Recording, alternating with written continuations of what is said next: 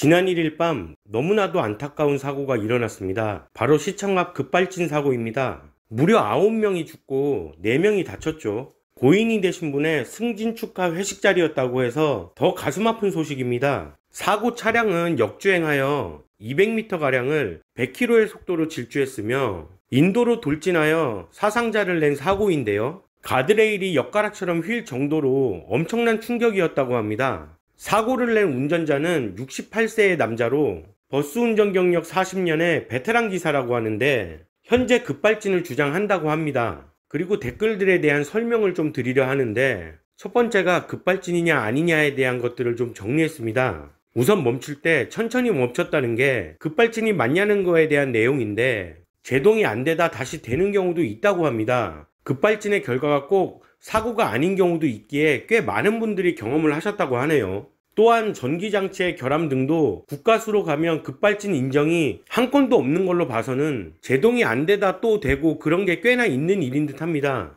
근데 블랙박스 확인 결과 비명만 있고 급발진으로 유추할 수 있는 내용과 대화는 없었다고 합니다.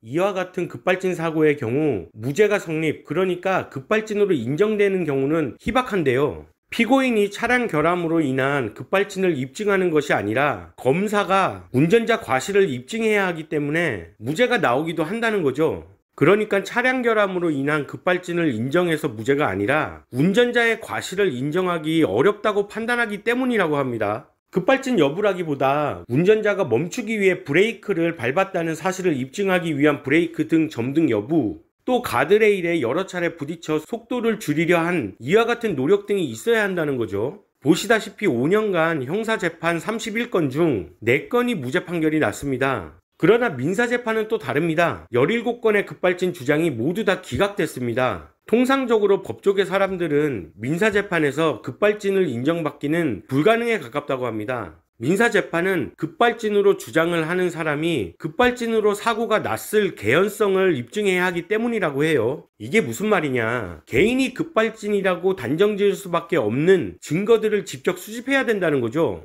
또 한 가지 이야기되는 내용이 고령 운전자 자격 논란입니다. 실제로 이렇게 50대 60대 분들에게 유독 급발진 사고가 많이 있습니다. 미국은 이렇게 고령 운전자에 대해 운전면허 재심사와 도로주행 평가를 하고 있고, 일본은 3년마다 갱신해야 하며 호주는 매년 실기와 각종 검사를 받아야 한다고 합니다. 확실히 이런 안타까운 사고들이 일어나지 않도록 조금 더 조치에 신경을 써야 할 것 같죠. 그리고 마지막으로 꼭 아셔야 할 게 있습니다. 이 안타까운 사건을 보고 반응하는 여시들입니다. 아주 인간 같지가 않아요. 자, 안타까운 사망사고임에도 볼링절이라며 조롱하는 짓거리를 하고 있죠. 그 댓글들입니다. 볼링절이 어제인 거지. 볼링절 7월 1일 기억하기도 쉽네. 곧 제기절임. 볼링절 얘기 그만해줘 여시들아. 간신히 우참 중이니까. 굿 다이노. 이건 잘 죽었다는 얘기죠. 남자가 죽은 게 뭐가 안타깝다고. 유족만 불쌍하네. 백날 조롱해봐야 길빵하던 남자들은 이미 죽어서 듣지도 못할 텐데. 크크.